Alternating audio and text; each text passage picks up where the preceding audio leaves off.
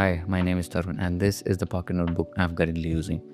I use this pocket notebook for various purposes and one of them is journaling. I don't journal daily, but during some circumstances or decision making, journaling really helps me. It helps me declutter my mind, which is filled with overwhelming ideas and sometimes overthinking. As I can't journal in digital forms, it's because it doesn't make any difference for me, really, as it feels like the thoughts or the things are still in my head. For me, the connectivity of my own thoughts or my own words get lost in digital forms. I always prefer analog, whether it's a long paragraph or a single random thought. In the starting, I tried different journaling techniques, different journaling prompts, and even changed notebooks, but nothing worked for me, as my thoughts were not identical, or I would say my every thought was random. And because of this randomness, the thoughts were not able to fit in a very specific prompt. But now things are different. As I journal in two different languages, sometimes three, depending on what subject I'm writing, it was getting difficult to decide the questions I lay out for each of the thought I'm noting. So now I journal in my own way. I call this the thought language, the most simple and easiest way to reflect on your thought. By this, I mean writing in the same language in which we think. Let me explain. Everything we think of forms a series of visuals in our mind. And if we want to express those, we need a language. It's that simple. Everyone thinks in a different way, and when we think of something happening, we speak that in our mind. There's always a language attached to it. This language is mostly the first language we learned as a child. Now, when it comes to writing down your thoughts, try writing those in the rawest form possible.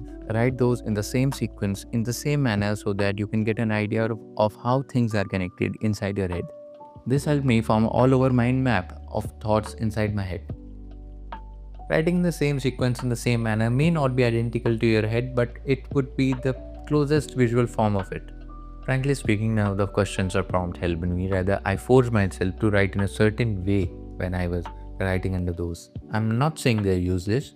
I'm just saying they didn't work for me. They may work for you, but they just didn't work for me. I set myself free when I write about thoughts or emotions. This gives me an all over idea of what's going on in my head and which way to lead. I don't know if you can relate to this, but after writing everything down on paper, it gives a big relief. After decluttering my mind on paper, it really feels very light in air. Now, when it comes to journaling, the size of the actual paper matters to me. It really feels like a big task to write down my thoughts on a A4 size page. It may be exciting for you, but for me, when I write on bigger notebooks, I end up writing crap. This crap was mostly the filler in between the real thoughts, as I wanted to fill the page as soon as possible, rather than reflecting on my mind at the first place. So as I told you, I journal in this pocket size notebook, not in this specific notebook, but in these get filled up. I made a new one. This is the new one. As you have not seen this in the last video, this was the new one I started. I wrote a quote on the cover of it, and one of my friend drew this at the back of my notebook. This is small in size, so it helps me filter my thoughts more easily. This also reminds me that journaling is not ranting about something, it's a way from chaos to clarity. When I write by hand, my pace slows down. I become a little more honest. So yeah, that's my setup.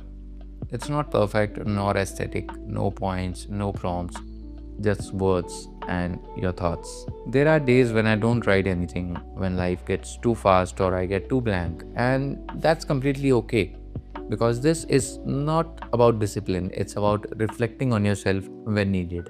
When I look back through these pages, I don't see a big life plan. I see evidences of how I survived few days and what decision I took after that. These pages make everything feel more alive than any file in your phone. Sometimes I wonder, what if I never wrote any of this down? Would I even remember who I was during those moments? Probably not. That's the beauty of it. You can relive a thought again and again. You can meet the version of yourself who wrote it. So if you ever felt like your thoughts are too scattered or you're too confused between them, try writing those in your own thought language. It doesn't need to look like mine. Just start with what's raw, what's real, and let it grow with time. If you have seen the video till the end, thank you for watching, and I'll see you in the next one.